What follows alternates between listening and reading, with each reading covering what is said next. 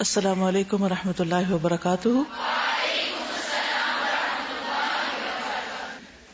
نحمده ونصلی علی رسولہ الکریم، اما بعد فاعوذ باللہ من الشیطان الرجیم، بسم اللہ الرحمن الرحیم، رب اشرح لی صدری ویسر لی امری واحلل عقدۃ من لسانی یفقہوا قولی۔ کہہ دیجئے کہ بے شک میری نماز اور میری قربانی، میری زندگی اور میری موت، میری زندگی میں جو کچھ بھی ہو، جیسے بھی حالات ہوں، جو کچھ بھی میں کروں، سب کے سب للہ رب العالمین، اللہ رب العالمین کے لیے، لا شریک لہ، جس کا کوئی شریک نہیں، وبذالک امرت، مجھے اسی بات کا حکم دیا گیا ہے کہ میں ایسا ہی کروں، وانا اول المسلمین، اور میں سب سے پہلے مسلمان ہوں۔ کل ہم بات کر رہے تھے فائدہ مند مریض کی، کیونکہ وہ اللہ رب العالمین کے لیے جیتا ہے جب تک زندہ ہے، اس لیے اس کی زندگی کا ہر لمحہ فائدہ مند ہے، نفع بخش ہے۔ جیسے قرآن مجید میں آتا ہے سورۃ ابراہیم میں، تؤتی اکلہا کل حین، وہ ہر لمحہ ہر وقت پھل دیتا ہے، ہر موسم میں پھل دیتا ہے، اس پر خزاں نہیں آتی۔ وہ بیمار ہو کر بھی دوسروں کے لیے فائدہ مند ہوتا ہے، خود کو بھی فائدہ پہنچاتا ہے اور دوسروں کو بھی فائدہ دیتا ہے۔ اسی لیے ہم دیکھتے ہیں کہ نبی صلی اللہ علیہ وسلم اپنی بیماری کی حالت میں بھی لوگوں کو نماز پڑھاتے اور تعلیم دینے کے لیے نکلتے، جب تک نکل سکے۔ ابن عباس کہتے ہیں کہ مرض الوفات میں رسول اللہ صلی اللہ علیہ وسلم باہر تشریف لائے، آپ ایک چکنے کپڑے سے سر مبارک پر پٹی باندھے ہوئے تھے۔ آپ ممبر پر تشریف فرما ہوئے، یعنی سر پہ پٹی بندھی ہوئی ہے اور آ کر ممبر پر بیٹھتے ہیں۔ پھر اللہ تعالیٰ کی حمد و ثنا کی، پھر فرمایا اما بعد، آنے والے دور میں دوسرے لوگوں کی تعداد بہت بڑھ جائے گی لیکن انصار کم ہو جائیں گے، اور ایک زمانہ آئے گا کہ دوسروں کے مقابلے میں انصار کی مقدار بس اتنی ہی ہوگی جیسے آٹے میں نمک کے برابر، یہ بہت تھوڑے ہوں گے۔ بس اگر تم میں سے کوئی شخص کہیں کا حاکم بنے اور اپنی حکومت کی وجہ سے وہ کسی کو نفع اور نقصان پہنچا سکتا ہو تو اسے چاہیے کہ انصار کے نیکیوں کی نیکیوں کو قبول کرے اور جو برے ہوں ان سے درگزر کر دیا کرے۔ اور یہ نبی صلی اللہ علیہ وسلم کی آخری مجلس تھی، یعنی وفات سے بہت قریب۔ تو گویا محیایا و مماتی، زندگی سے موت تک ہر لمحہ دوسروں کی خیر خواہی، اور اس میں خاص طور پر انصار کی بات آپ کر رہے ہیں کیونکہ انصار آپ کو بہت محبوب تھے، اور پھر آپ کو یہ فکر تھی کہ آہستہ آہستہ ان کی تعداد کم ہو جائے گی، اور پھر لوگوں کو تلقین کی کہ وہ ان کے ساتھ اچھا سلوک کریں، اگر اچھا کریں تو ان کی اچھائی قبول کر لیں، اور اگر ان سے کوئی تکلیف پہنچے تو اس سے درگزر کریں، کیونکہ ان کی خدمات اور ان کی قربانیاں بڑی ہیں۔ تو اس سے بھی پتہ چلتا ہے کہ جو شخص دین کا مددگار ہوتا ہے، دین کا خادم ہوتا ہے، اس پر اللہ سبحانہ وتعالیٰ کی طرف سے تو خصوصی نوازشیں ہوتی ہی ہیں، لیکن اللہ کے رسول صلی اللہ علیہ وسلم کی نگاہوں میں بھی وہ بہت اہم ہے، بہت عزیز ہے۔ پھر سراقہ کہتے ہیں کہ میں رسول اللہ صلی اللہ علیہ وسلم کے مرض الوفات میں آپ کے پاس حاضر ہوا اور میں نے آپ سے سوال پوچھنا شروع کر دیے، حتیٰ کہ میرے سوالات ختم ہو گئے۔ آپ نے فرمایا کچھ اور پوچھ لو۔ عام طور پر بیماری کی حالت میں ہمارا کیا دل چاہتا ہے کہ ہمیں کوئی کچھ نہ کہے، کچھ نہ پوچھے، کوئی تنگ نہ کرے، لیکن آپ فرما رہے ہیں کہ اچھا کچھ اور ہے تو وہی پوچھ لو۔ پھر اسی طرح ہم دیکھتے ہیں کہ صحابہ اور ان کے بعد کے ادوار کے لوگ بھی اسی سنت پر عمل کرتے رہے اور بیماری کی حالت میں بھی دوسروں کی خیرخواہی اور ان کو اچھی نصیحت سے نوازتے رہے۔ شریح بن عبید کہتے ہیں کہ ایک مرتبہ شہر حمص میں ثوبان جو حضور صلی اللہ علیہ وسلم کے آزاد کردہ غلام تھے، وہ بیمار ہو گئے۔ حمص کہاں ہے؟ شام میں۔ اس زمانے میں حمص کے گورنر عبداللہ بن قرۃ ازدی تھے، وہ ثوبان کی عیادت کے لیے نہ آئے۔ اسی دوران کلاعین میں سے ایک آدمی ثوبان کی عیادت کے لیے آیا۔ انہوں نے اس سے پوچھا کیا تم لکھنا جانتے ہو؟ اس نے کہا جی ہاں۔ ثوبان رضی اللہ عنہ نے فرمایا لکھو۔ چنانچہ انہوں نے گورنر حمص کو خط لکھا۔ خط کیا تھا؟ نبی صلی اللہ علیہ وسلم کے آزاد کردہ غلام ثوبان کی طرف سے، اما بعد، اگر تمہارے علاقے میں موسیٰ علیہ السلام یا عیسیٰ علیہ السلام کا کوئی غلام ہوتا تو تم اس کی عیادت کو ضرور جاتے۔ پھر خط لپیٹ کر فرمایا کیا تم یہ خط انہیں پہنچا دو گے؟ اس نے حامی بھر لی اور خط لے جا کر گورنر کو دیا۔ وہ خط پڑھتے گھبرا کر اٹھ کھڑے ہوئے۔ لوگ جسے دیکھ کر حیرانگی سے کہنے لگے کہ انہیں کیا ہو گیا، یعنی اتنا زیادہ گھبرائے، کیا کوئی عجیب واقعہ پیش آ گیا؟ تو وہاں سے وہ سیدھے ثوبان کے گھر پہنچے، ان کی عادت کی، اور تھوڑی دیر بیٹھ کر اٹھ کھڑے ہوئے۔ ثوبان نے ان کی چادر پکڑ کر فرمایا بیٹھ جائیے تاکہ میں آپ کو ایک حدیث سنا دوں جو میں نے حضور صلی اللہ علیہ وسلم سے سنی ہے۔ میں نے آپ کو یہ فرماتے ہوئے سنا ہے کہ میری امت کے 70,000 آدمی ایسے ہوں گے جو بلا حساب جنت میں داخل ہوں گے، جن کا نہ کوئی حساب ہوگا نہ عذاب، اور ہر 1000 کے ساتھ 70,000 افراد مزید ہوں گے، یعنی 70,000 کے ساتھ میں سے ہر 1000 میں پھر ان کے آگے 70,000 ہوں گے۔ اس واقعے سے کیا باتیں پتہ چلتی ہیں، کیا سیکھا؟ ثوبان کون تھے؟ نبی صلی اللہ علیہ وسلم کے آزاد کردہ غلام تھے، یعنی ان کو نسبت تھی آپ سے۔ وہ کہاں رہتے تھے؟ حمص میں۔ حمص نہیں ہوتا، حمص ہوتا ہے، حمص میں۔ انہیں کیا ہوا؟ بیمار ہو گئے۔ ان کی عادت کس نے نہیں کی؟ جو اس وقت کے گورنر تھے۔ تو انہوں نے کس انداز میں شکوہ کیا؟ غلام کی بھی عقل اور سمجھ دیکھیے آپ، کتنے سمجھدار لوگ تھے۔ کیا کہا؟ میں آپ سے ناراض ہوں کیونکہ آپ میری عادت کو نہیں آئے، ایسا کچھ لکھا؟ آپ کو میری عادت کے لیے آنا چاہیے تھا۔ کیا لکھا؟ اگر موسیٰ علیہ السلام اور عیسیٰ علیہ السلام کے غلام اس شہر میں ہوتے تو آپ عیادت کے لیے ضرور جاتے۔ محمد صلی اللہ علیہ وسلم کے غلام یہاں موجود ہیں اور تم نہیں آئے، کہنے کا مطلب یہ تھا۔ موسیٰ علیہ السلام اور عیسیٰ علیہ السلام کا ذکر کیوں کیا؟ شام کا علاقہ جو تھا وہ اصلاً کس کے پاس تھا؟ روم تھا نا، عیسائیوں کا علاقہ تھا۔ تو انسان جس ملک میں ہوتا ہے، جس شہر میں ہوتا ہے، جس علاقے میں ہوتا ہے، اس کے جو نیٹو لوگ ہوتے ہیں، جو اس کے لوکل باشندے ہوتے ہیں، تو باہر سے آنے والے ان کا ایک خاص لحاظ پاس رکھتے ہیں۔ تو بہت سمجھداری کے ساتھ انہوں نے اپنے دل کی بات کہی، تو گورنر فوراً اٹھ کر عیادت کو آ گئے اور تھوڑی دیر بیٹھ کر اٹھنے لگے تو انہوں نے کہا بیٹھ جائیے، میں آپ کو ایک حدیث سناتا ہوں۔ اس سے کیا پتا چلتا ہے؟ وہ بیمار تھے۔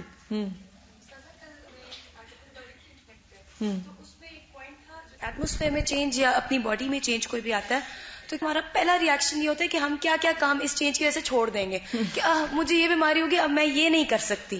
ہم یہ نہیں سوچتے کہ ہم کیا کر سکتے ہیں۔ تو یہاں پہ بھی وہ بات ہے نا کہ خیر کا کام کرنے کا وہ کر رہے تھے اور ہم الٹا بالکل سوچتے ہیں۔ بالکل۔ گورنر کو انہوں نے جو خط لکھا اس سے ہی پتہ چلتا ہے کہ اگر کوئی غلطی پر ہو تو اس کو تواصل بالحق ضرور کرنا چاہیے۔ بالکل، یعنی ہم دل میں ہی شکایت رکھ کے بیٹھے رہتے ہیں، بدگمانی پالتے رہتے ہیں اور اس کو اتنا بڑا کر دیتے ہیں کہ پھر کسی وقت وہ پھٹ پڑتی اور بڑے بڑے نقصان کرتی۔ تو چھوٹی سی بات اگر ذہن میں آئی ہے تو دوسرے سے ذکر کر دینا چاہیے، لیکن احسن انداز میں۔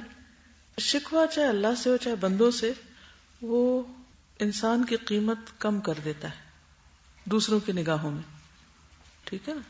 یعنی یہ ہمیشہ یاد رکھیے۔ اس لیے کبھی شکایت کرنی پڑے، شکوہ کرنا پڑے تو اس کا خوبصورت انداز سیکھیے کہ کس طرح دوسرے کو متوجہ کیا جا سکتا ہے۔ مطلب ایک شخص کی نگاہ میں آپ کی بہت قدر و قیمت اور ویلیو ہو سکتی ہے، لیکن جب آپ شکایتیں شروع کرتے ہیں تو ایک دم کہاں آ جاتے ہیں، گراف نیچے گرنے لگتا ہے۔ کیوں؟ شکر اور شکوے میں فرق ہے نا۔ عورتیں جہنم میں کیوں زیادہ ہوں گی؟ ناشکری کی وجہ سے، بہت زیادہ شکوے شکایتوں کی وجہ سے، کمپلینٹس۔ تو مردوں کی نسبت بھی عورتوں کے اندر یہ بیماری زیادہ ہے، تو ہمیں اس میں اور زیادہ محتاط ہونا ہے، خود کو اور زیادہ کنٹرول کرنا ہے کہ ہمیں ایسا نہیں کرنا، اور اگر ضرورت پیش آ رہی ہے تو اس کے کرنے کا بہتر سے بہتر انداز کیا ہو سکتا ہے وہ جاننا ہے۔ کیسے سیکھیں گے، کیا کریں گے؟ نمبر 1، ایسے ہی لوگوں سے سیکھیں گے، صراط الذین انعمت علیہم، کہ ان کے ہاں کیا طریقہ تھا۔ شکایت کا احسن طریقہ کیا ہے؟ شکوہ کرنا ہو تو انداز کیا ہونا چاہیے؟ کیونکہ یہ آپ کے بیہیویئر اور معاملات سے تعلق رکھتا ہے نا۔ آپ بتائیے۔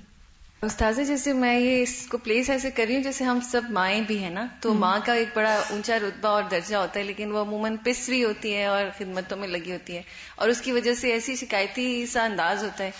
تو اس میں اگر ہم بچوں سے بجائے اس کے کہ ان کو اس طریقے سے ٹانٹ کریں کہ تم نے کمرہ نہیں سمیٹا تھا اور ہمیں یہ کرنا بجائے یا باپ سے ان کی شکایتیں کریں. بالکل, کیونکہ بہت دفعہ مائیں کیا کرتی ہیں, باپ سے شکایتیں کرتی ہیں, اور آپ دیکھیے کہ بچے کی نظر میں ماں کا اس وقت کیا مقام ہوگا بالکل, جب وہ اس کے منہ کے سامنے اس کو ذلیل کر رہی ہے باپ کی نگاہوں. بالکل بالکل, یعنی کس قدر خطرناک کام ہے. لیکن اکثر لوگ ریئلائز بھی نہیں کرتے کہ وہ کتنی سنگین قسم کی غلطی کر رہے ہیں.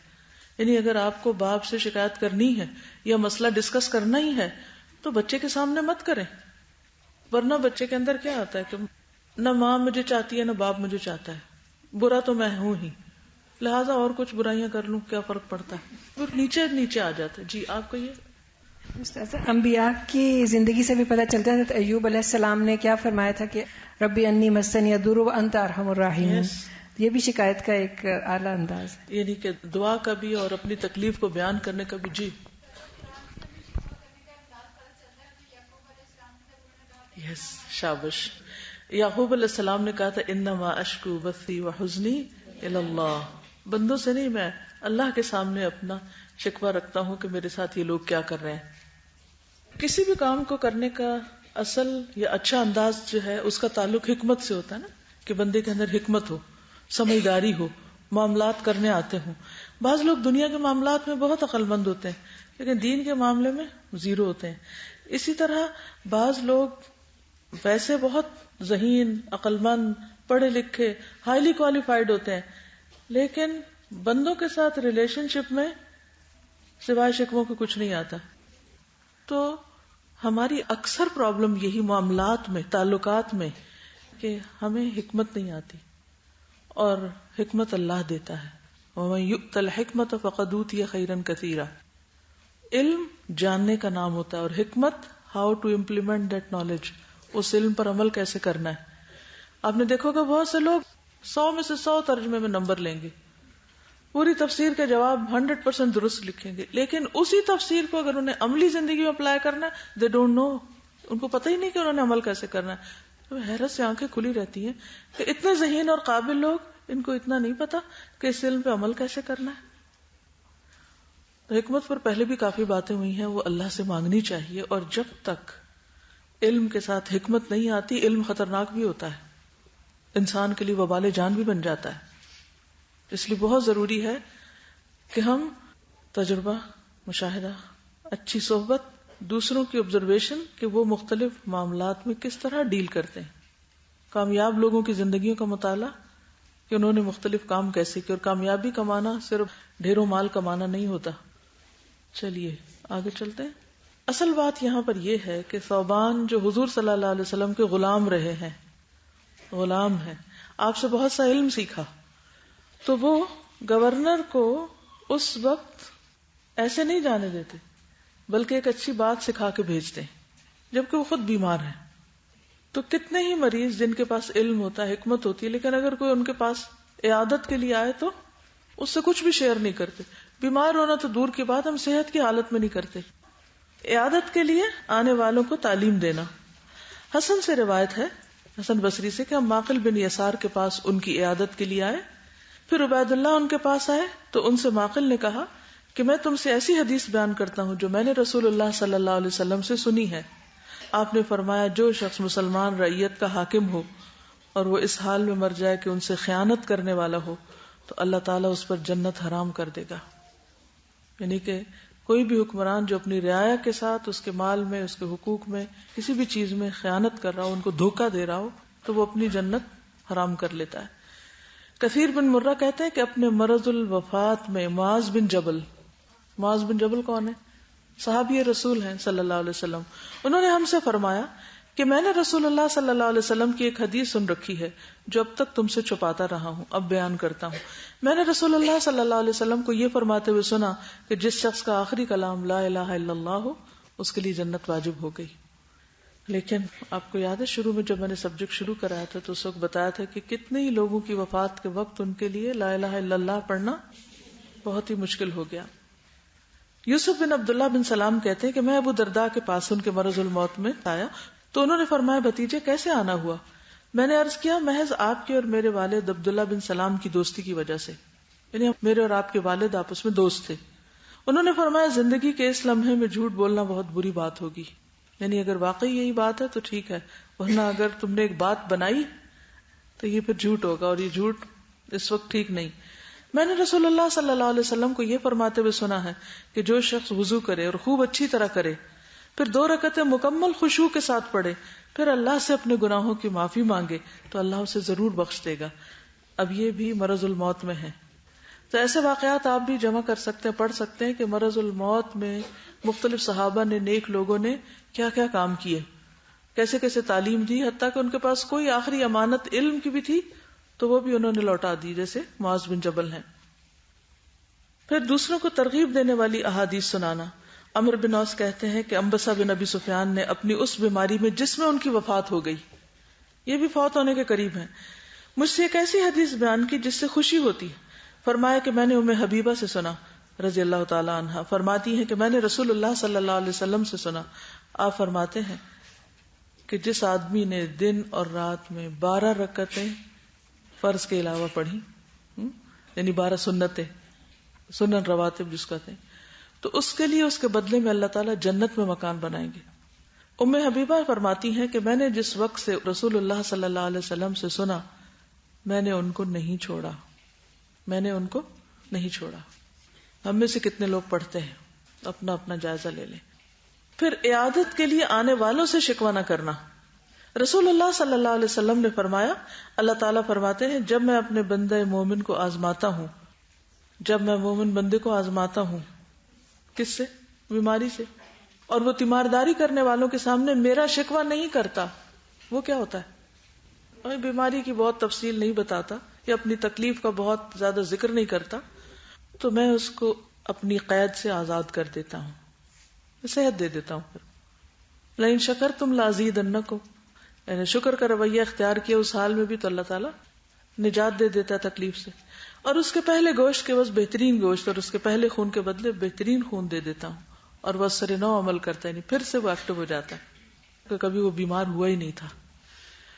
عیادت کے لیے آنے والوں کو دعائیں دینا. اسامہ بن زید رضی اللہ عنہ سے مروی ہے کہ جب مرض الوفات میں نبی کریم صلی اللہ علیہ وسلم کی طبیعت بوجھل ہوئی، پھر یاد رکھیے کون سا موقع ہے؟ وفات کا.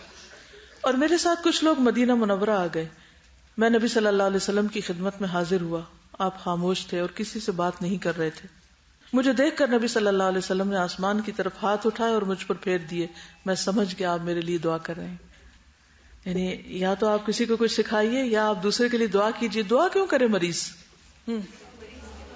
یس، مریض کی دعا قبول ہوتی ہے. مرض میں انسان کو ایک فراغت تو ہوتی ہے. حضرت اسامہ جو تھے وہ بہت عزیز تھے نبی صلی اللہ علیہ وسلم کو. امر بالمعروف اور نہی عن المنکر کرنا، اس وقت بھی اپنے اس فریضے سے غافل نہیں رہنا.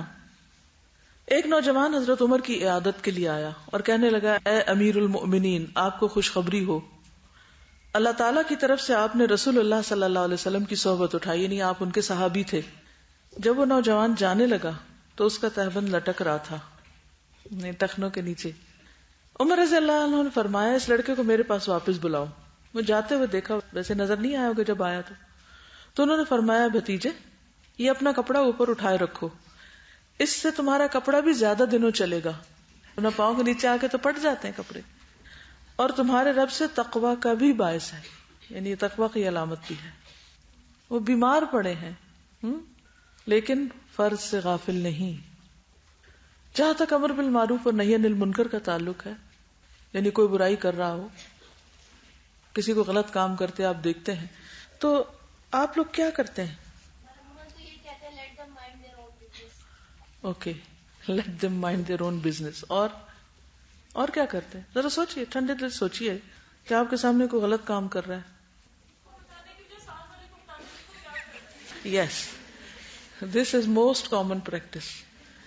ساتھ والے کو بتاتے ہیں، دیکھا تم نے، اور پھر لمبا تبصرہ. وہ تو آ کے چلا گیا لیکن تبصرہ گھنٹوں چلتا رہا. غیبت غیبت غیبت. یا اندر ہی اندر خود غصہ ہی کرتے رہتے. چلو وہ بھی ایمان کا آخری درجہ ہے. دل چاہے بھی تو ہمت نہیں پکڑتے کیونکہ ان سے ڈر لگتا ہے ہمیں. یعنی اپنے آپ کو نیک سمجھ کے دوسرے کو لیٹ ڈاؤن کرتے ہیں. اور ہاں اس کو منع کرنے کے بجائے خود اس کو فالو کرنے لگتا ہے. ہم کہتے ہیں بھی تو قرآن پڑھا ہوا ہے, اس کو پتہ ہی ہوگا, چلو ہم بھی یہی کر لیتے ہیں.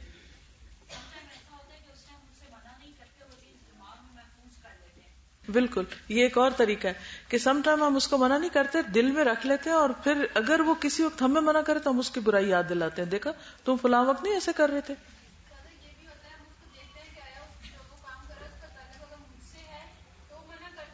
گڈ انالیسس, کہ اگر کوئی برائی کر رہا ہو اور اس کی زد مجھ پہ پڑتی ہو, پھر تو ہم کچھ ہمت کریں گے کہ کچھ نہ کچھ منع کر دیں. لیکن اگر ایسا نہ ہو تو کیا کرتے, پھر ضرورت نہیں سمجھتے منع کرنے کی. ہاں, یا اس کے بارے میں کوئی اوپینین قائم کر لیتے ہیں تو ایسا ہی ہے. جی ہاں, اس وقت تو کسی کو کچھ نہیں کہتے, بہت شریف بنے رہتے ہیں, اور پھر جب گھر والوں کے بیچ میں بیٹھتے ہیں تو ایک ایک کا قصہ مزے لے لے کے سناتے ہیں کہ فلاں ایسا کر رہا تھا, یہ کر رہی تھی, اور فلاں ایسا کر رہا تھا. اور ہاں, ایک شیطان یہ وسوسہ ڈالتا ہے, اس کو منع کرنے کا فائدہ ہی نہیں, اس کو بتانے کا کوئی فائدہ نہیں, اس نے ماننا ہی نہیں, پہلے سے کہہ دیتے ہیں. جی ہاں, جا کے کسی بڑے کو شکایت لگا کے فرض پورا کر دیتے ہیں کہ سنبھالو تم, میں نے تو اپنا کام کر دیا, امر بالمعروف کر لیا ہے. جی ہاں, بعض اوقات اس کو تانے دینے لگتے ہیں, باتیں سنانے لگتے ہیں, یا مذاق اڑانے لگتے ہیں, ہنسنے لگتے ہیں اس پہ.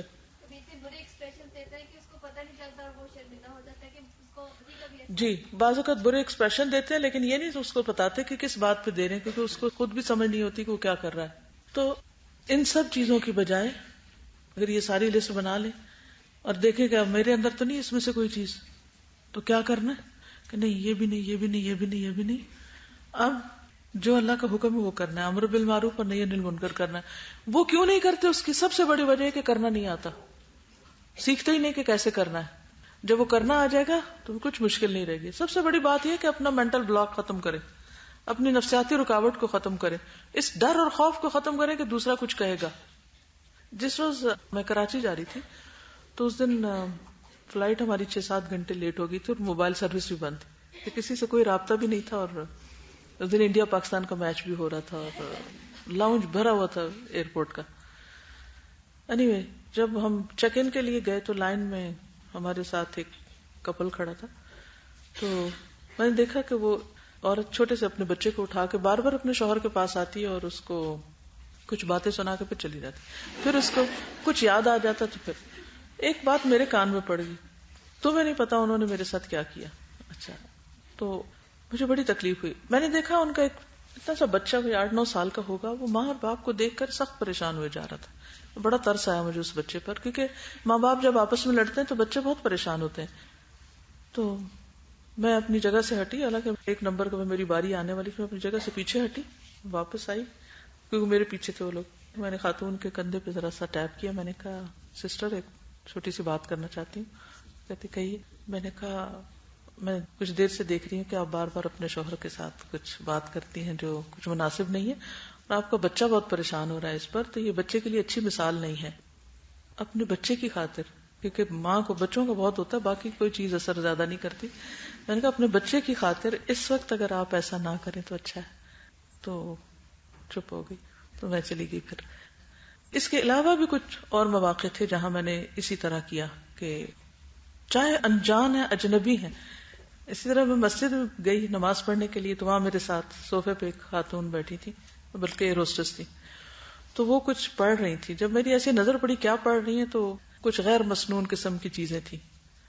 تو میں نے ان کی طرف متوجہ ہو کے کہا, میں نے کہا آپ کچھ پڑھ رہی ہیں, کیا پڑھ رہی ہیں؟ تو کہتی ہے کہ یعنی مجھے بولنا نہیں ہے اس میں, ورنہ میرا دل تھا کہ میں اس کو ذرا تھوڑا سا بتاؤں کہ یہ چیز پڑھنے کی بجائے آپ کیا پڑھیں. بعض اوقات ریپلیسمنٹ بھی دیتے ہیں کہ یہ نہیں یہ کریں, ان کو خود بھی نہیں پتا ہوتا. وہ تو نماز پڑھ کے اپنا لے کے وظیفہ بیٹھ جاتے ہیں, اور اس وظیفے میں بعض اوقات اللہ کے سوا اوروں کو پکارا جاتا ہے, تو سراسر شرک ہے. ہم نیکی سمجھ کے کام کریں, وہ الٹا بہت بڑا گناہ ہے. اور جب میں بتانے لگتی ہوں ہمیشہ, تو میں تھوڑی دیر پہلے اپنا جائزہ لیتی ہوں, خود کو پریپیئر کرتی ہوں. صرف یہ نہیں کہ جرت کے لیے, وہ تو الحمدللہ ہے ہی, لیکن اس طرح کہ میں کیوں کر رہی ہوں, میری نیت کیا ہے اس وقت. مجھے اپنی نیکی ظاہر کرنی کہ میں بہت جانتی ہوں, یا مجھے اس کی خیرخواہی کرنی ہے کہ اس کو صحیح چیز دینی، تو میں اپنے آپ کو ٹھیک کرتی کہ مجھے اس وقت اس کی خیرخواہی کرنی ہے تاکہ یہ ایک غلط چیز سے بچ جائے. جو ہی میں اپنے دل میں خیرخواہی لاتی ہوں تو الحمدللہ پھر جو خیرخواہی کی ایک وائبز ہوتی ہیں نا وہ دوسرے تک جانے لگتی ہیں. جب وہ جانے لگتی ہیں تو دوسرا بھی تیار ہو جاتا ہے بات سننے کے لیے. تو کسی سے بھی اگر واقعی ہمیں ہمدردی ہے اور ہم ان کو جہنم کی آگ سے بچانا چاہتے ہیں تو پھر ہمیں اس کام کو کرنا ہی ہوگا، اور اسے پھیلانے کی بجائے اس سے ذکر کر، اس سے کر، اس سے کر، اسی کو بتانا ہوگا، احسن طریقے سے بتانا ہوگا، خیر خواہی سے بتانا ہوگا، بول کے بتانا ہوگا، نہیں بول کے بتا سکتے لکھ کر بتانا ہوگا، کسی بھی طریقے سے، تاکہ مسئلہ حل ہو، نہ کہ مسئلہ بگڑ جائے.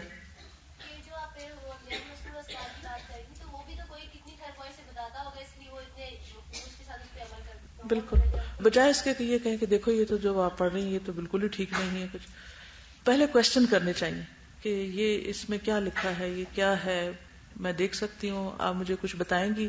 یہ پہلے بات کو سمجھنا بھی چاہیے. یہ نہیں کہ ایک لائن نظر میں پڑ گئی اور آپ اسی پہ حکم لگا کے اسے جنرلائز کر دیں. پہلے آپ دیکھیں وہ کیا کہتے ہیں، پھر اس کے مطابق سچویشنل ہوتی ہے نا دعویٰ. جی استاذہ، یہ بیماری میں امر بالمعروف کی بات ہو رہی ہے تو ابھی پچھلے دنوں اتنا ہمارے سامنے ایک اتنا پیارا واقعہ تھا کہ میری ایک بہت پیاری فرینڈ کے فادر جو ہیں بہت شدید بیمار تھے، ان کو سانس کی پرابلم چل رہی تھی. ہم جب ان سے ملنے کے لیے گئے تو وہ بہت زیادہ شکر کر رہے تھے، حالانکہ ان کو نہ سانس آ رہی تھی، شدید تکلیف تھی، اور وہ اتنا شکر کر رہے تھے اور کہہ رہے تھے کہ مجھے تو اتنے اچھے اللہ تعالیٰ نے بچے دیے ہیں اور اتنی چیزیں دی ہیں، ہر چیز کو یاد کر کر کے، اور نہ ان سے بات ہو رہی تھی. اور پھر کچھ دن بعد ان کا انتقال ہوا. ان کی وائف سے، میری فرینڈ کی مدر سے جب میں ملنے کے لیے گئی تو کہتی ہیں وہ آخری دم تک جو ہے نا وہ یہ کہتے رہے تم ہمیشہ خوش رہنا، بچوں کہتے رہے تم نماز پڑھتے رہنا، کوئی نماز نہیں چھوڑنا. ایک ایک بچے کو اس کے مطابق جو ہے وہ عمل بالمعروف کر رہے تھے. اور وہ جو آنٹی ہیں پہلے دن تو بہت ان کے لیے مشکل ہو رہا تھا، لیکن 3-4 دن کے بعد دیکھا تو اسی طرح سے وہ مسکرا رہی اور ہنس رہی، اور کہتی ہیں وہ مجھے کہہ کے گئے تھے کہ تم نے ہمیشہ مسکراتے رہنا ہے. تو ان کی بات دیکھیں نا کہ کسی کی اچھی نصیحت کا انسان کسی وقت تو اثر لے ہی لیتا ہے نا کچھ تو فائدہ ہو ہی جاتا ہے. اور یہ کتنی اچھی بات ہے نا، ورنہ رو رو کے بھی حاصل کیا ہو سکتا ہے اینڈ آف دا ڈے. چلیے آگے چلتے ہیں. ابو سعید رضی اللہ عنہ سے مروی ہے کہ ایک مرتبہ رسول اللہ صلی اللہ علیہ وسلم اپنے مرض الوفات میں سر پر پٹی باندھ کر باہر تشریف لائے اور ممبر پر چڑھے. میں بھی حاضر ہوا. آپ نے فرمایا اس وقت میں حوض کوثر پر کھڑا ہوں. پھر فرمایا اللہ تعالیٰ نے اپنے ایک بندے کو دنیا اور اپنے پاس آنے کے درمیان اختیار دیا. اس بندے نے اللہ کے پاس جانے کو ترجیح دی. ساری قوم میں ابو بکر کے سوا کوئی یہ بات سمجھ نہ سکا. وہ کہنے لگے میرے ماں باپ آپ پر قربان ہوں، ہم اپنی جان، مال اور اولاد آپ پر نچھاور کر دیں گے. پھر رسول اللہ صلی اللہ علیہ وسلم ممبر سے اتر آئے اور اس کے بعد کبھی نظر نہ آئے. یہ آپ کا آخری خطبہ تھا. پھر مریض کو ضروری وصیتیں بھی کرنی چاہیے. حضرت عائشہ کہتی ہیں کہ رسول اللہ صلی اللہ علیہ وسلم نے اپنی مرض الموت میں فرمایا میں نے ارادہ کیا تھا کہ ابو بکر اور ان کے بیٹے کو بلا بھیجوں اور انہیں وصیت کر دوں، کہیں ایسا نہ ہو کہ میرے بات کہنے والے کچھ اور کہیں یا آرزو کرنے والے کسی اور بات کی آرزو کریں، یعنی میں بات واضح کر جاؤں. پھر موت کی تمنا نہیں کرنی چاہیے، خواہ تکلیف کتنی بھی زیادہ کیوں نہ ہو. رسول اللہ صلی اللہ علیہ وسلم نے فرمایا تم میں کوئی شخص موت کی تمنا نہ کرے، کیونکہ اگر وہ نیک ہوگا تو امید ہے کہ اس کے اعمال میں اور اضافہ ہو جائے گا، اور اگر وہ برا ہے تو ممکن ہے وہ توبہ ہی کر لے. تو اس لیے کبھی موت نہ مانگے انسان. رسول اللہ صلی اللہ علیہ وسلم نے فرمایا تم میں سے کوئی موت کی خواہش نہ کرے اور نہ ہی موت آنے سے پہلے اس کی دعا مانگے، کیونکہ جب تم میں کوئی آدمی فوت ہو جاتا ہے تو اس کے اعمال منقطع ہو جاتے ہیں، ختم ہو جاتے ہیں، اور مومن کی عمر تو اس کو بھلائی ہی میں زیادہ کرتی ہے. اگر صحت مند ہے تو بھی وہ نیکیوں میں دوڑتا ہے، اور اگر وہ بیمار ہے تو بیماری بھی اس کے گناہوں کا کفارہ بن جاتی ہے اور اس کی نیکیوں میں اضافے کا ذریعہ ہوتی ہے. پھر بیمار خود بھی مایوسی کی باتیں نہ کرے. ہشام اپنے والد سے روایت کرتے ہیں، انہوں نے کہا کہ میں اور عبداللہ بن زبیر قتل سے 10 دن پہلے اسما رضی اللہ عنہا کے پاس گئے. ان کو کوئی تکلیف تھی. عبداللہ نے ان سے کہا کیسی طبیعت ہے؟ کہا مجھے تکلیف ہے. عبداللہ نے کہا اور مجھے موت درپیش ہے. اسما نے کہا شاید تم چاہتے ہو کہ میں مر جاؤں اس لیے تم اس کی تمنا کر رہے ہو. ایسا نہ کرو، اللہ کی قسم میں موت نہیں چاہتی جب تک تمہارا ایک فیصلہ نہ ہو جائے. یا تو تم قتل کر دیے جاؤ اور میں اس پہ صبر کروں، یا تم فتح پا جاؤ اور میری آنکھیں ٹھنڈی ہوں. خبردار کسی ایسی تجویز پر جس پر تمہیں اتفاق نہ ہو موت کے ڈر سے راضی نہ ہو جانا. عبداللہ کے دل میں یہ تھا کہ یہ قتل ہو جائیں گے تو ان کی والدہ کو صدمہ اٹھانا پڑے گا، تو اس لیے وہ چاہتے تھے کہ وہ ان سے پہلے چلی جائیں. لیکن حضرت اسماء کیا چاہتی تھی کہ وہ مرتے دم تک حق پر استقامت اختیار کریں. موت کی تمنا کی بجائے کیا دعا مانگنی چاہیے پھر؟ رسول اللہ صلی اللہ علیہ وسلم نے فرمایا تم میں سے کوئی کسی مصیبت کے آنے کی وجہ سے موت کی تمنا اور خواہش نہ کرے، اور اگر اسے ضرور ہی موت کی خواہش کرنا ہو تو کہے اللہم احیینی ما کانت الحیات خیرا لی وتوفنی اذا کانت الوفات خیرا لی. اے اللہ جب تک میرے لیے زندگی بہتر ہو مجھے زندہ رکھ، اور جب میرے لیے وفات بہتر ہو تو مجھے وفات دے دے. پھر یہ ہے کہ مرض الموت میں جو وصیتیں انسان کرے اس میں خصوصاً اپنے کفن، دفن، غسل، جنازے اور اس کے علاوہ قبر اور جو بھی مزید چاہے. سعد بن ابی وقاص نے اپنے مرض الموت میں فرمایا میرے لیے لحد والی قبر بنانا اور اس پر کچھ کچی اینٹیں لگانا جیسے رسول اللہ صلی اللہ علیہ وسلم کے لیے قبر بنائی گئی. یہ کتنی اچھی وصیت ہے. بغلی قبر ایک ہوتی ہے نا سیدھی شق ہوتی ہے، اور ایک ہوتی ہے نیچے کھودنے کے بعد پھر سائڈ پر اندر کی طرف، اور پھر مردے کو اس کے اندر رکھ دیا جاتا ہے اور آگے سے اینٹیں لگا دی جاتی. تو اس کے لیے وصیت کی.